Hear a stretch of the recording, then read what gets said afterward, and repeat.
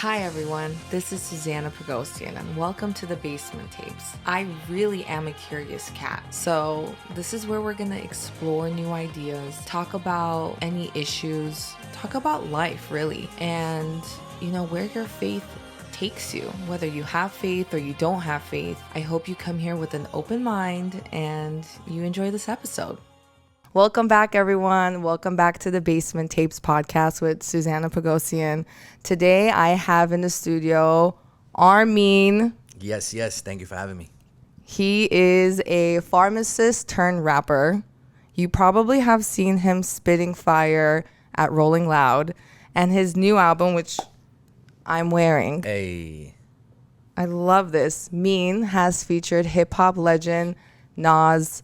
You're going to hear Offset, Cuervo, and French Montana, and even more. Produced by Scott Storch. Mm-hmm. My favorite album. Mine too. Like favorite hip hop album ever, or like this year. Okay, I'm kidding. Every year. This year for sure. No, from all the work that you've done, and I've seen you build your career out of Glendale, California. Facts. Yeah. Facts, because you are an Armenian American. And what else do you identify yourself with? Because these days everyone is identifying themselves in, different ways. Pretty much just American Armenian. But I was raised in the Netherlands. So I was born in Glendale, raised in the Netherlands, and then moved back when I was 18. A little bit of everything, What is so I asked people on Instagram, you're coming to the studio, what's the one question that you want to ask? And everyone is like, when did he decide that he wanted to be a rapper? Was it like 5 years old? Was it like at 18 when you landed at LAX and you saw a billboard of someone and you're like, I want to do that? Like, what was like the trigger point for you? Yeah, it was the last couple years in high school. You gotta understand, like, I'm an Armenian kid in the Netherlands. So for me to be a rapper was like super far-fetched. You know what I'm saying? Nowadays hip hop is a little more universal and accepting of like everyone, you know what I mean? But when I was growing up listening, we had Eminem as the white rapper, and that was pretty much it, right? How old were you when you started listening to rap? I started listening really early, like I would say 9, 10 years old. I was introduced, I was always into music and specifically kind of gravitating towards rap music. Then I had like an older family friend who used to come over. His mom was best friends with my mom, and he noticed how much I was into music. So he started introducing me to like the real hip hop, So Wu-Tang Clan. Wu-Tang, Nas, Illmatic, and things like that.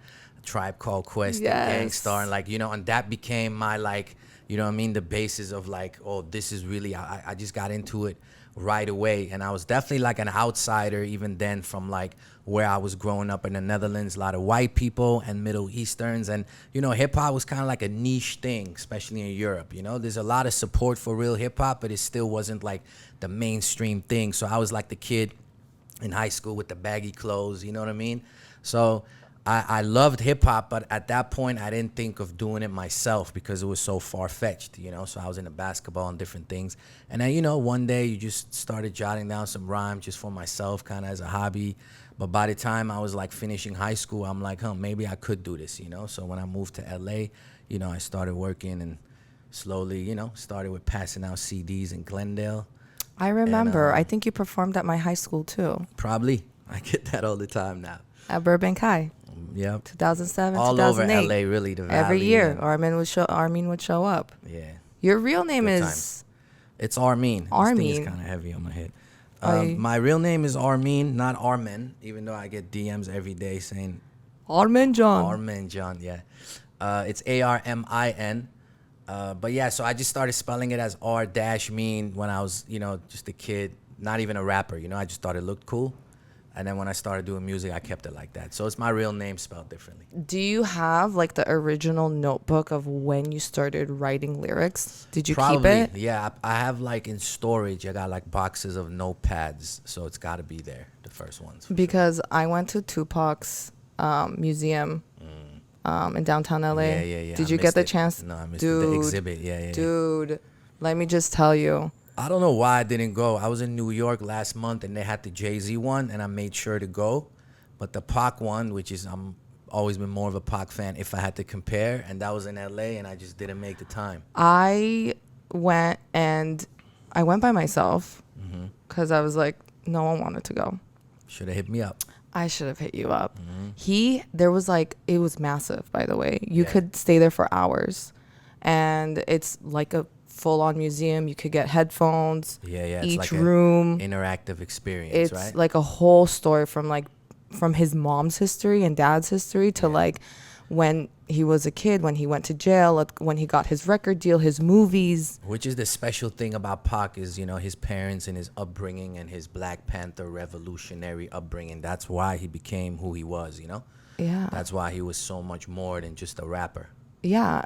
And they had all of his lyrics, like his handwritten notes Right, his notepads. from like the floor to the ceiling, like Really? this room is like not big enough for all of it. It was Fire. beautiful.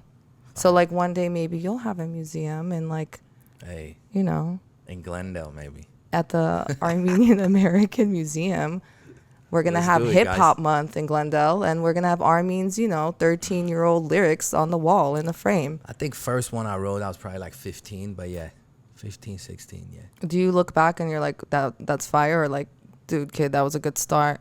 No, it was neither. It was definitely not fire, but it was just me finding my way, And when I started, I remember I was taking like, I don't know, like a Snoop Dogg rhyme, but I was changing the words, like instead of Snoop, I would say my name, and instead of Long Beach, I don't know what city I would say, but I would like, you know what I mean?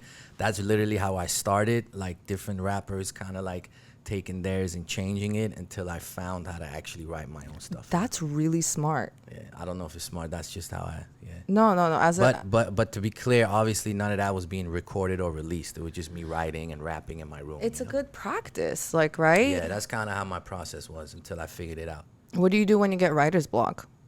I just don't write. For how long?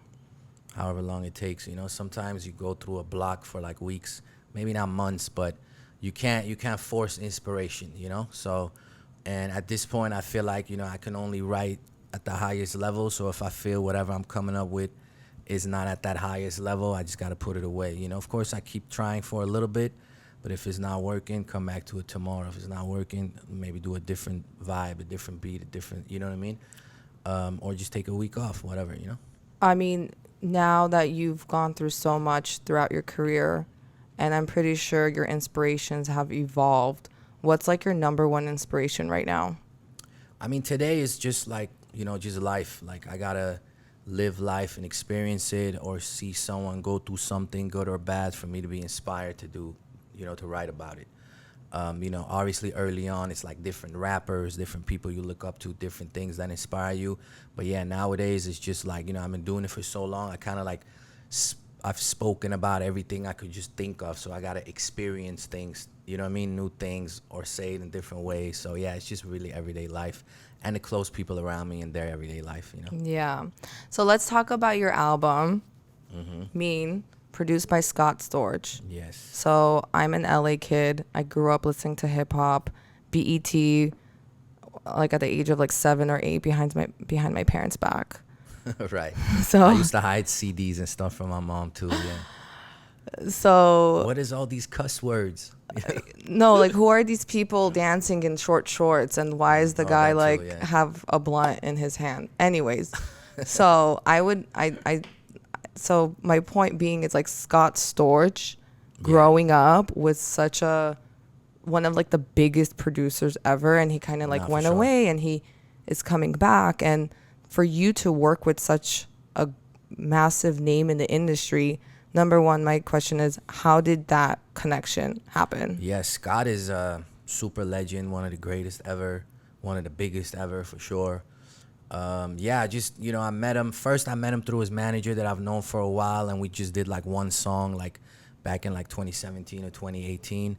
But then, a couple of years passed, and my new business partners from like the cannabis world, two Armenian guys, they were really, really close with him, like best friends with him, and they had done business with him and stuff too. So they kind of reintroduced me to him, and reintroduced me in a way like, yo, this is really our guy, like in our community and stuff. Like, we're not just trying to buy a beat or like, just do one song. Now we really trying to work, you know what I mean? So once they presented me in that right way, and we went in and we started working and we started listening to music, and he started taking me more serious, like, okay, this guy is a real deal. one song led to the next and to the whole project. So huge blessing for sure. Major blessing. I mean, the people that you have on this album, just Nas alone. Yeah, it's crazy. Say you had no one but Nas on this album, it would still be amazing. No, 100%. Nas is, that's the feature that I always thought it's not even possible to get. You know what I mean? Because, a lot of rappers or how this music industry works, people know you can, if you have contacts, which at this point we have so many relationships, we can pretty much get to anyone. If you have a budget or whatever, you can buy features and stuff, But then there's these artists that are like so exclusive and they're just about the craft and they're not just selling collaborations and verses, So Nas is obviously one of those. So the way that happened, and then I've never really heard Nas with someone that's like independent, less known, upcoming. It's either an established name, and even those people get no's more than yeses. Like I've been going a lot of places since we released the song, and everything I keep hearing is like, yo, some people been waiting for 20 years for that Nas collab, and they know Nas personally, and it's still, you know what I mean? He just doesn't do it. He does it when he really feels the artist, really feels the song, timing, everything, right? So, but yeah, I just, super blessed. He walked into Cookies on Melrose, the dispensary. Same guys. Let me shout them out, Alik and Adis, that I partnered up with. I had just started working with Scott Storch on this album. I didn't have any of these other. I had the Offset one, and besides that, none of the other ones. Yalla Habibi wasn't recorded yet? Yalla Habibi with French wasn't. Method Man wasn't yet. Quavo was. YG. None of those have been done yet. Only Offset. So, he walks in the Cookies on Melrose just as a customer, and over there, it's West Hollywood, and a lot of artists, rappers, celebrities go over there, but nobody expects Nas to just walk in. You know what I mean? I love that. Yeah, crazy. So he just walked in, and Alik, he brought him to the back, and he was like, "Yo, with all due respect, there's this one song you really need to hear," and apparently he was mad cool about it. So about 3-4 years before that, I had done a mixtape song which was a tribute to Nas. And M, really, what I called my two biggest influences, called Letter to the King. So I just put that out there, not really thinking he's ever going to hear it, but, maybe some of their fans would gravitate towards it, which they definitely did. So that was really my intention of it, and I just wanted to rap on their beats, so I did like a whole project with Nas and Eminem beats, but then there's one song was like an actual tribute called Letter to the King. First verse, I'm talking to Nas, second verse, I'm talking to M. So he plays it for him, and I don't know any of this is happening, and next thing you know, I get a FaceTime call. I pick up, and it's Nas. And I'm like, oh, you know what I'm saying? And he's like, yo, what's up, bro? I just heard that song. And again, it was like 3-4 years old in that moment, so it didn't even click what song, you know what I mean? I'm like, which song? He's like, the one you did for me and them. He's like, nah, that shit did something to me right now. And he's like pointing at his chest. And I'm like, wow, I'm so glad you finally heard it. Told him we had just started working with Scott Storch, and like 3 days later, he came to the studio and we did the whole song together on the spot. Me, Scott Storch, and Nas. Crazy. That to me is one of the most, like, everyone that comes to the basement has a miracle story. Yeah. Well, they're like, that is like that's a crazy story, and I truly believe what happened to you with Nas was like meant to happen. Yeah, no, I appreciate it. It was definitely, I just put it out in the universe, I guess, and worked towards it. And then what makes it even doper is that the song came out so amazing because, everyone can make mediocre stuff. And it's not like I had a song ready that I knew was fire. There's plenty of mediocre songs I could name right now, but I won't. But I'm saying even big artists, you know what I mean? Like, you're not always going into the studio and making like the best shit you ever made. You know what I mean? So I feel like the stars just really aligned because Scott Storch makes all the beats on the spot too. So it's like he was in top form and he caught the right vibe right away. I caught the right vibe with the hook and everything I came up with, and then Nas just gave me a ridiculous verse, but he was in there, he was taking his time, and he got really excited when I came up with the hook and I spit it for him, and he's like, yo, we should say some of those parts together. So next thing you know, I'm in the mic booth next to Nas with our headphones on doing the hook together. It was a whole movie, you know what I'm saying? So it really came together crazy. For those who haven't heard the song, they will be in the show notes. I'll put a link. Yeah, it's called Candle of the Devil. Yeah, it's the way your album starts gives me chills. That first track. Yeah, the first song is called Triumph. I'm sorry, I keep messing with my You're headphone. fine. It keeps You're good. off. By the Triumph. way, Triumph is really hard. This is cheers to you, man. Cheers to the beginning of your career. I know it's not I know, like, it doesn't feel like the beginning. Yeah. No, But it's this is definitely the a new beginning beginning. of your new book, not chapter. Word.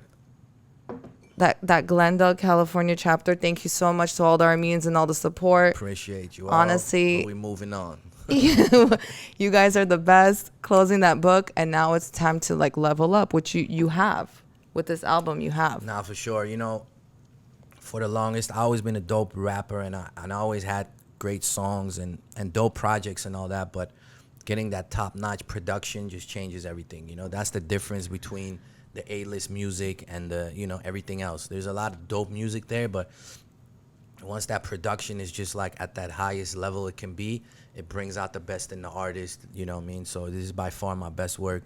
And the features just kind of happened, you know, like obviously the Nas one was a crazy story, but you know, through all these years of working, making relationships, my business partners having mad relationships, bringing a lot of things to the table. Shout out to Kodo and Tina. Of course, They're shout out best. to the Kodo and Tina. They've been with me for so long, and the whole team. You know, like everybody did their part to put this together. Yeah. Yeah, But and you it's, kind of need a village to kind of help you. No, 100%. Nobody can do it on their own. You know. Like a baby doesn't raise itself. It needs a whole village. But hey, back to the intro of the album. I just want to say Yeah. that I'm very proud of that song. Oh, it's my favorite. It's one of my Triumph. favorites. It's a very powerful song. You know, I never really talk like that. Like, yo, I got the best album of the year, but I really do feel I have the best hip hop album this year. And I feel that intro is probably the best hip hop intro in like mad years. You spilled your soul. Yeah. So like in the mornings when I want to have a really, like good day, and I'm like, I gotta get the fire up. Yeah, that song and the whole project kind of, it's all about inspiration. You know, it's like I channeled my like Nipsey Hussle, Nas, Eminem, J. Cole into like one. I feel. If You know what I mean? if they do like a Rocky Balboa 10, this is like right before the fighter goes in to knock the guy out and Hell do a KO. That's the song you listen We to. need Triumph to be licensed for that, for sure. Oh, yeah. My people will call your people. Appreciate it. Let's talk about Rolling Loud and being able to, speaking of like energy and just like, whether the beat is good, the track is good, the features being good, right? So you work really hard to have like, this like bundle of amazing content and music. And when you go out there, and I've been going to music festivals since I was like 13. Mm-hmm. It's I kinda used early, to, Sousanna. huh? It's kind of early. You could blame my mom for that, but thanks, Mom, for the Coachella I tickets. think first time I went was Hey, like, Coachella's all ages, by the way. Is it? It is. Yeah. A lot of First festivals time are. I went to like a concert, or just when I started going to shows, I think I was like 14 or 15. Yeah, it's the best, right? So yeah. when you go, you expect like your favorite artist or any artist to like have this like energy exchange, right? Mm-hmm. So when you're at Rolling Loud, and I've been on the stage before. I used to work in the festival game a little bit, and it's intense. I'll tell you that, because you're like, when you're on the business end or like you want to make sure no one is. These big festivals are It's no joke. crazy. It's a massive production. I mean, it's like 100, not 100, but it's like 50 artists, a lot of big names. Everyone shows up with 50 people, a lot of people from the street. You know what I'm saying? Backstage is crazy. Yeah. I was a talent wrangler. The whole thing is insane, and you got to watch out for the safety of the people. But yeah. Yeah, Continue. so that energy, and I've gone to shows where I'm like, oh, I can't wait, and the artist is not giving anything to the audience. Really? Yeah. It's sad. No, they're massive names, and there's no energy exchange. So for you, being at Rolling Loud in LA, New York, Miami, massive crowd, how did that like whiff feel like the first time? I'm pretty sure amazing. it was like a whole new feeling that you've never felt before. Nah, for sure. Especially Miami was crazy for me because, on these big festivals, you have some of the biggest names in the game, right? So then Armin comes, and they obviously put me like pretty early. So Miami was the first one, and when we went, like, even though I was on early, there was already like easy 10,000 people, it was massive. And then these kids are there to party, so their energy is just crazy, and you're just matching that energy. And the people that are there early are the even more wild ones. Right, they're there to really, like, they ready. So, it was an amazing feeling. New York was like super cold, and the crowd wasn't, first of all, it wasn't big at all, but it also just like everyone was like this. Freezing. And then LA was kind of in between. It was dope. But, Rolling Loud. But I've done a lot of shows just in general. And at this point, it's like I've done everything, right? I've performed for thousands of people. I performed for a few hundred people. I performed for like 20 people. I performed at other festivals early where there's like 10, 15 people there and it's mad uncomfortable. I remember I've those. done open mics. I've done everything. So at this point, I'm mad comfortable. I know how to command the stage and like, on my MC because I'm from that cloth of like, the older. Are you doing it live traditional, though? Because I know with festival, with DJs, it's not. It's No, it's very rare to be live. I'm always live as far as my rapping. Nowadays, I don't want to say 90%, but most hip hop acts, they just play the song and rap over it. Yeah, that's too much of a liability, something going wrong. That's what I was saying. I'm more of that cloth of still like the MC, like you got to really rap it, you know what I mean? But it's not like I have a band or anything with me, My own solo shows, at this point, I have a drummer, a DJ, and me. I've never done the full band thing, but I'm hoping to do that soon. Before the album release, we did a show at the Roxy in LA. I was there. Yeah, that was. I went by myself. You did? Again, no one wanted to go with me. I appreciate it. But I saw Sako, and Sako's like, "Who you with?" Super Sako? No, Minasyan. Oh, okay. That Minasyan. Tall guy. Yeah. You know him, yeah. Shout out to Sak. Of course I know. He's like, "Who you here with?" I'm like, "I came alone." And he's like, "Why?" I said, "Because I change your circle of friends. I was like, supporting the boy." Listen, I was like, and I stood there and I was like really just like watching the whole thing because I haven't been to. The last time I saw you live was at like at your high school. No, it was like remember back in the day for 1915 Ever Again concert that would be at the Wiltern or like on Wilshire that everyone would do. The El Rey. Yeah. The El Rey Theater. All the Armenian artists. Yeah, Thing was putting that together. Visa.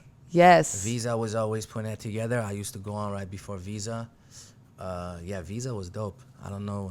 So that was the last time I saw you. And I saw you. That's a while ago for sure. That's like 20, I want to say 14, 15 is the last ones. So that's when so I really wanted to see like this new version of you. And then you brought out like Jeremiah.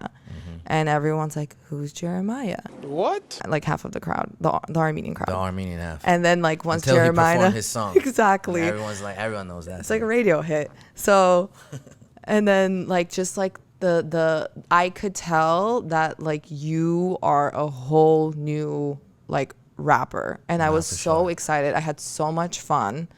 And I was like, this is it, dude. Like, I appreciate it. Roxy, and then we're moving on to bigger venues. Yeah, for sure. Now we had to level up. I mean, it's all about growing as a person, as an artist, putting in the work. You know what I mean? I put the 10,000 hours a couple times over in at this point. So, yeah, everything is at a high level now, as it should be.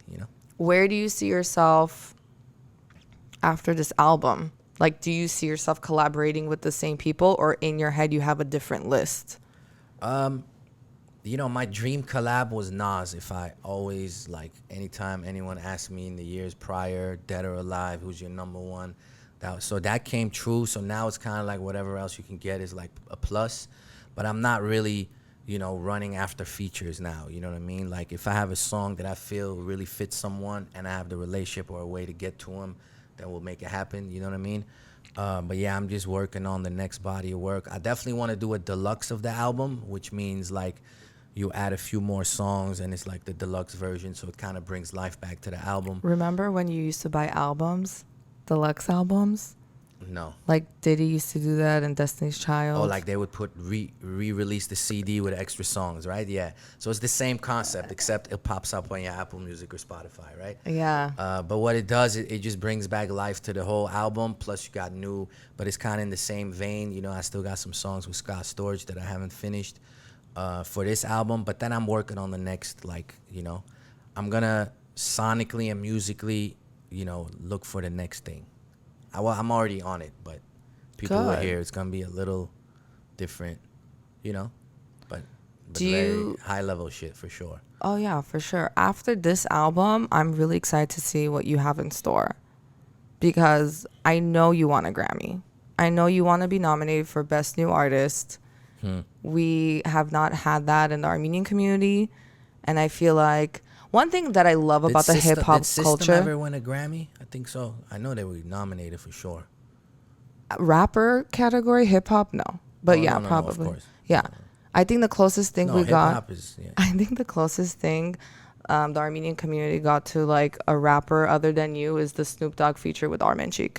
Shout out to Armin and Snoop. Yeah. That feature, I hope Snoop Dogg is having a show in Armenia. I hope Armenchik shows up. Man, I didn't even think of that. That would be crazy. That- if he brings out Armenchik. That needs to happen. I need to call someone's manager and Make it tell happen. them. I'm sure you know them. That is hilarious. That's wild. When Armenchik brought out Snoop Dogg, He mind did? you, He brought like- him out at a show? no. But I'm Yeah, just on the saying, like song. on the song, Yeah, like who would have thought? That's genius. Cheers to Armenchik. Cheers to Armenchik and cheers to Snoop Dogg, because It's dope, in our community, really any, ethnicity outside of hip hop. When we get these collaborations with these icons, it's like it's huge. it's a big deal. It's like my first big collaboration was with The Game about 10 years ago, and that was like really big for me too. And to this day, last summer when I was in Armenia, I walk into this bar and the DJ throws on that song right away. Like that's a very recognizable song still. When It's a really good I song. performed at the Roxy too, even though it's so old, it's like, yeah. So that was a big deal, and it opened a lot of doors for me. That's all. Oh yeah, and that's the only we were having a conversation when the game moved to Glendale, California, and again, those who don't know, the largest group of Armenians outside of Armenia are living in Los Angeles and specifically Glendale. Right. So when he moved to Glendale, I remember being like 12 or 13, and we were really excited that this big rapper just moved into the neighborhood, so we would drive by his house.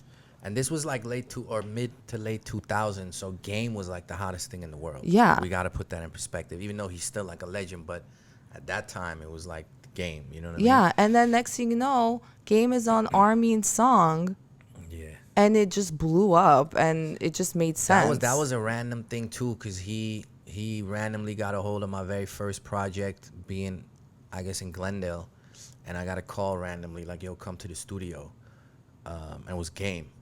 I'm like, holy shit. And I'm like a young new rapper. I just put out my first, project. Really? But then- After your first project? Yeah, first CD, like Broken Water. You're The one that kidding. Open Wounds was on and Yeah, everything. yeah. That's probably around the time I performed at your high school. For those days. sure. Yeah, I got a call and I went. The studio was on like Melrose, and he was working on a mixtape at the time. He was dissing 50 Cent, and it was that whole beef. And then, he had me drop a couple verses on a song, but it was for his tape, you know what I mean? And he was like, yo, you ill, this, that. And I'm thinking, yo, I'm about to be on the next Game, mixtape. And then like a few weeks later, the mixtape came out and my verses wasn't on it, you know what I mean? And the song that I laid the verses on, it was like Ice Cube, and it had like a lot of other names on it, all big names. So I guess they decided not to include me. But that was like a lesson for me, because back then, I thought you record something, the guy's telling you fired. Like, obviously you want it. You're like, it's 100%, it's in the bag. That's not how it works. You know what I'm No, saying? Like, welcome until to the entertainment business. Until the song come out, you have no idea. You know what I'm saying? But then, that relationship was formed, though. So then later when I had my song, Lost Angels, we doubled back and got him on it. So it worked out.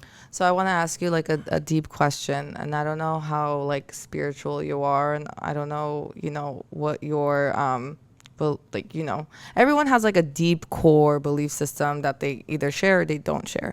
Mm-hmm. But do you believe you were destined to be a rapper? Yeah. Like, do you believe you were just like, it's like, in our community, there's this one phrase where like it's written on your forehead, right? Like it's your destiny. Yeah. Do you Yeah. feel like you're like, this is what I was born to do and there's nothing else? Yes, I'm a pharmacist. Yes, I know how to prescribe you your medication and give you the recommendation, but I want to just spit lyrics. This is what I was meant to do. Yeah, it's definitely my calling. Like, I don't have any kids, but if I did have any kids right now, just because of my own journey, I would be like, if I see there's a passion at the level that I have, it's like an obsession, right? Like my whole life pretty much only cared about that. You know what I mean? Like, yeah, I went to school, but I did all that because of how we're raised. And honestly, I kind of didn't know better. You know what I mean? Like, my mom always programmed in us, like, you got to be a doctor, lawyer, Armenian. It's So, normal. Right. So, and I went, and I was always really good at school. So I'd just be like skipping class, writing rhymes all day, and then go handle it, get the test, always have good grades. And, but at the end of the day, that's not what I really wanted to do. You know, at one point I was thinking of going to medical school because, you know, everyone around me was going to medical school. But then I'm like, nah, I would have to really give up music if I go to medical school and become like a physician. So I kind of went with the next best thing, which is pharmacy, you know. But once I was working, and after a couple years, I'm like, yo, this ain't really gonna work unless I fully dedicate and just go into music, you know what I mean, fully. And once I made that commitment, it's just like everything started going, you know, on a whole nother level. Doors start opening, because, you know, it's all about where you put your energy. So, but to come back to, you know, to your question, like, yeah, I feel like we all have that passion for a reason, you know what I mean? Like, that's like, I was meant to do that, because you just got to find out what your passion is and zone in on that, and you can be successful, you know? Yeah, but you're like one of the lucky ones and the most blessed ones to actually have the privilege to do it. For sure. It I was consider tough, but you myself did super it. blessed, but it's always, it's also like I did it against everyone, like everyone's opinion, against all odds, you know what I mean? Like, where we come from our community, Netherlands, Glendale, Armenian, all of that. And the time when I started, because again, hip hop's a little different now. It was like everyone, friends, family, mothers, siblings, like everyone is like, what the hell are you doing? You know what I mean? Like, okay, it's cool, you have a hobby, you know what I mean? I'm like, bro, it's not a hobby. You know what I'm saying? Okay, cool. You're like, this but is like, my when life. are you finishing school? I'm like, hello, you're not understanding. Like, this is not a hobby. Okay, cool. But like, when are you know what I'm saying? It's like, no I know matter exactly what you're saying. Okay, I have a song with Game, but then now what? Okay, and then they come to a show and see it's sold out. They're like, oh, hold on. Okay, this is actually kind of serious, you know? And then slowly they seen, you know, and started accept it. But it was a struggle. No, I feel It was you. you know, and it's a struggle for every artist, because music is just a very, I think is, if not the hardest, one of the top 3 hardest things to make it in. You know what I mean? Because now it's even worse than, like, let's say 10 years before. 100%. So the music is very difficult, and it would definitely take like 100% dedication and consistency. You know what I'm saying? So I understand the hesitation of just regular people, but on top of that, culturally, it was just so weird for me to do it. So I had that extra like thing to break through. You know what I mean? Yeah. But you know, you got to just keep going and follow your heart, and it'll work out. You know? Follow your heart and be a little delusional. Yeah, super delusional. Like I am so delusional when I Yeah, record here. I love that word. I actually at my show said that too. If you remember at the Roxy, I said, you know, let's start it off with a toast. And I was like, if, you know, a few years ago, I had told you that I was gonna, you know, as an Armenian kid come in, I was gonna have, you know, this album with Scott Storch, with Nas, this, that. I have a System of a Down sample cleared by them. I have all these things. You know, you think I'm like crazy, you know what I mean? But you gotta be delusional No, for to sure. make it happen. For sure. My hairdresser says, he's like, you gotta be a little dululu. I'm like, what's dululu? He's like, it's short for delusional. That's And fine. I was like, I'm taking that and I'm running with it. Yeah. Because I'm gonna just stay with delusional. delusional. I understand the delusion part, and I think for anyone that has a dream, no matter what it is, I don't care if you want to be like the best graffiti artist, skateboarder, Nah, for sure. Whatever it is. whatever it is. I always been a big dreamer, you know what I mean? And I always been very competitive. I always wanted to be the best. In school, I wanted to have the best grade in the class. Wherever I worked, like, I don't know, that's something in me. I don't like to be second. And with music, it was the same. I just like went like full force, obsessive with it, you know? Yeah. Speaking of, you don't want to be second, you want to be first. I feel like every Armenian in their DNA feels that. Yeah, probably. Yeah. Everyone needs to be number one. But We need more rappers, though. look, we have an Armenian girl on the radio doing hip hop. Ani. Ani, Hell yeah. Caribbean. Shout out to Ani. She was Big Boy in the Neighborhood. Exactly. Biggest show in LA. Yeah. We had Anna Khachikian on TMZ. That's right. Shout out to her, doing the Armenian Report right now on her own. Hell yeah. We have the girls at KTLA and Fox. Definitely. Right? We're making moves. We have We have a lot of We have a Armenians in lot. a lot of amazing places, positions. But for we sure. got no Armenian female rapper. No I mean, you did female? the cypher, right? You used to do that. Yeah. But that's the reason I stopped, because I couldn't find nobody else. No new talent. No. It was like the same guys, and even those guys kind of quit. like they were kind of just doing the cipher every year. You know what I mean? Like most It's like of a them. once a year gig. So once a year, do one verse, and even some of those, I had to like, hey, bro, I need you on this verse. Like, come on, I don't rap. Oh I'm my like, hey, bro. gosh. So then I kind of got tired of that, and I was always looking for the new, you know what I mean? But it's the thing, like, there's artists out there. Don't get me wrong, but I feel like no one is really doing it and taking it seriously and really dedicating their blood, sweat, and tears the way I was doing it. So in a way, Yeah. I get offended because people hit me up all the time. Yo, you doing the cipher? Check me out. Let me be part of it. And then when I check them out, I feel like, but you really ain't doing nothing. You just recorded a few songs, and it's more of a hobby to you, and that gets I get offended. When I could people see hit how me that's up. offensive. People hit me up. Let's say they want to collab or they want to work with me, and then somewhere in there they mention like, this is not so serious to me, and then I get super rubbed the wrong way. I'm like, so why are you hitting me up then? I have a You know what I'm question. saying? I have a question. Go work with another amateur. Yeah, I have a question. Your cipher, is it like multi-ethnic, like anyone who truly raps could be on it? No, like, well, the concept was this was around the time that like BET ciphers were like the Yeah. hottest thing. So then online, a lot of different, it was like Team Backpack, Cypher Effect. It was a lot of these different platforms that were doing ciphers, and I was a part of a lot of those with, just other underground rappers and stuff like that. So then one day I was like, I should do my own cipher. And I just started thinking of rappers I know, but then I was like, how about I just do the Armenians first? It was just for the first one. It was cool. Because I know all these guys, Super we all cool. kind of came up together. And some of them were still active at the time, and then it kind of became really a hit, you know what I mean? Especially obviously in our community, but even, that my whole thing was, okay, we got to show unity in our community, but we also got to show the world like, yo, we can really, really rap at the highest level. And I feel like we did, because everyone that saw it outside of our community was like, yo, that was crazy. That's some like Armenian Wu-Tang but they didn't know that most of those guys were not really dedicated like that by the time we were doing it. So No. then we did it the second year, third year, fourth year. By the fifth year, it was gone. By the fourth was 2016, and I already called that the finale because it was already like, I felt like I can't, if it's always the same guys and I can't find new guys. Yeah. And then we did it one more in 2020 when the whole Arts Ahuar was happening.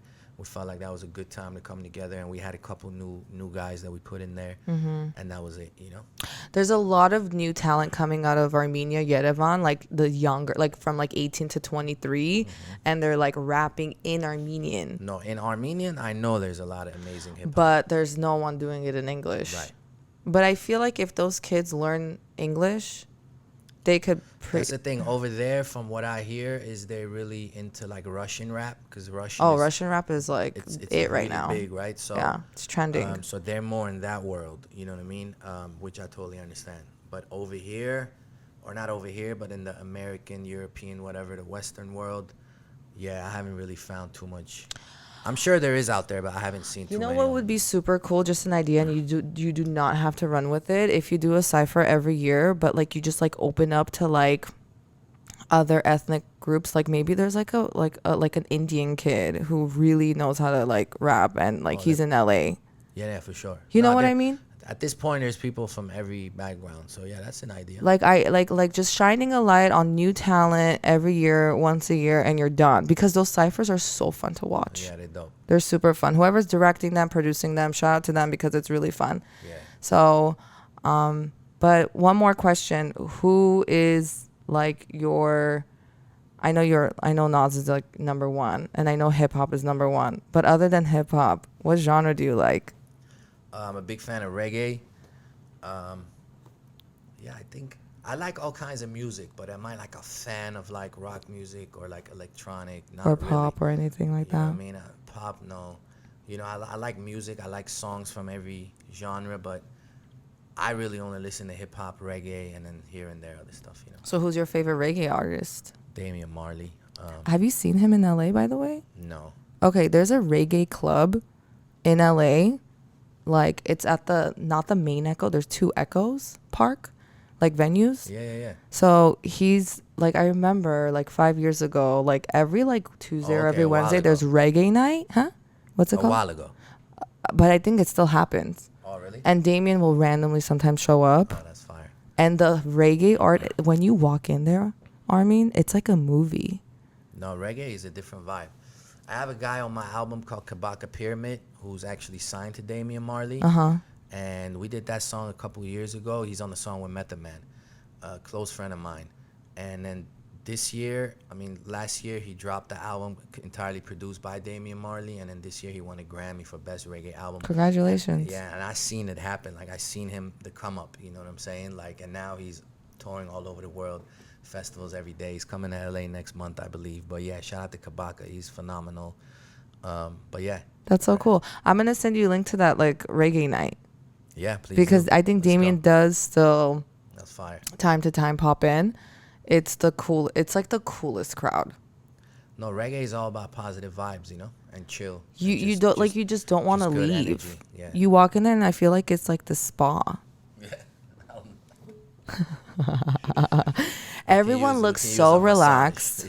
Everyone looks so zen. And relaxed. That's the difference with the hip hop clubs, you know. Everyone is just looking mad cool and ready for war. At reggae, they don't care. Nah. No one has even washed their hair for a week. It's great. Thank you so much for coming. Thank you for having me. I can't wait until you come back and I'm on like Sirius XM radio or Spotify. Oh, come on. I'm being delusional. I'm being delusional. You can get it on Spotify though. No, I want to be like, you know, Joe Rogan got $100 million deal. I don't think they'll give me $100 million in 5 years. Who knows? Unless I blow up. But I'll take 50 million. It's all about consistency, and you know, it'll build gradually until one day, boom. You know what I mean? That's how it is. Yeah. No, but I am on all platforms. Hell yeah. Spotify, Amazon, YouTube, Facebook. Someone told me I should be on Snapchat now. I was like, no. Snapchat has a streaming kind of vibe? Apparently, you could blow up on Snapchat. I'm not really active on Snapchat. No, it's all about Instagram and TikTok for me right now. But I appreciate, you know, having me a part of the earlier stages of your career. Of course. And if there's anything special that you're doing and you want to come and tell, you know, my 140 subscribers, let me know. Hell yeah. Appreciate all 140 of you. Come over to my channel, subscribe there too. Yes, I will put the link below. Please do. Yeah, album's out right now. Mean. It's a really strong body of work, and new music on the way. Thank you. Bye, everyone.